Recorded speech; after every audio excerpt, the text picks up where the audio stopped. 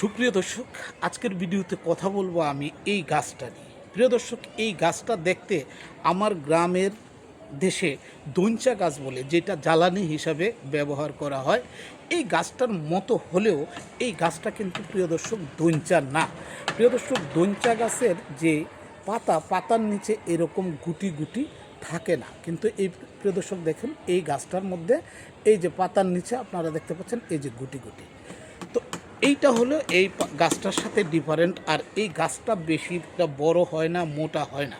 তাই প্রিয় দর্শক, এই গাছটার মূল নাম হচ্ছে বুই আমলা। প্রিয় দর্শক, আসলে এই গাছটা একটা অত্যন্ত প্রয়োজনীয় ঔষধি গাছ।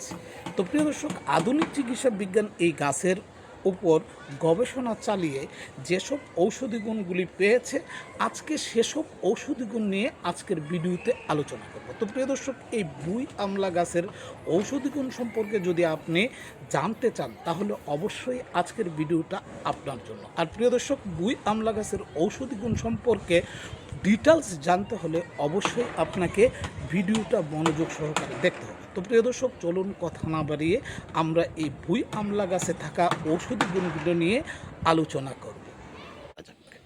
সুপ্রিয় দর্শক, এই বুই আমলা গাছ বিশেষ করে লিভার বা যকৃতের সুরক্ষায়, জন্ডিস নিরাময়ে এবং শরীর থেকে ক্ষতিকারক বিষাক্ত পদার্থ বা টক্সিন দূর করতে অত্যন্ত কার্যকরী। বুই আমলা গাছের সবচেয়ে বড় গুণ হলো এটি লিভার বা যকৃতকে সুস্থ রাখে। জন্ডিস, ফ্যাটি লিভার, এমনকি হ্যাপাটাইটিস বি এবং সি এর মতো জটিল ভাইরাসের বিরুদ্ধে এটি ডাল হিসাবে কাজ করে। এই বুই আমলা গাছটিকে ইংরেজিতে বলা হয় স্টোন বেকার। এটি কিডনির পাথর জমতে বাধা দেয় এবং জমে থাকা পাথর প্রাকৃতিকভাবে গলিয়ে বের করে দিতে সাহায্য করে। প্রস্রাবের ইনফেকশন, যাদের প্রস্রাবের জ্বালাপোড়া বা ইউটিআই এর সমস্যা আছে, তাদের জন্য এই গাছের রস দারুণ উপকারী। অন্যান্য উপকারিতার মধ্যে রয়েছে আমাশা ও পেট খারাপ। কাঁচা পাতার রস খেলে পেট খারাপ বা সাদা আমাশা উপশম হয়।